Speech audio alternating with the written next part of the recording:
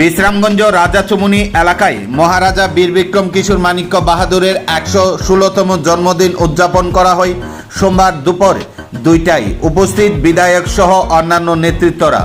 জানা যায়, চরিলাম তিপ্রামতা ব্লক কমিটির উদ্যোগে বিশ্রামগঞ্জ রাজাচুমুনি এলাকায় মহারাজা বীর বিক্রম কিশোর মাণিক্য বাহাদুরের ১১৬তম জন্মদিন উদযাপন করা হয়। এদিনে উপস্থিত ছিলেন বিধায়ক সুবোধ দেববর্মা, উপস্থিত ছিলেন চরিলাম তিপ্রামতা ব্লক প্রেসিডেন্ট বুদ্ধ দেববর্মা, উপস্থিত ছিলেন এমডিসি উমাশঙ্কর দেববর্মা সহ ইয়ত ত্রিপুরা ফেডারেশন এবং ত্রিপুরা উমেন ফেডারেশনের নেতৃত্বরা।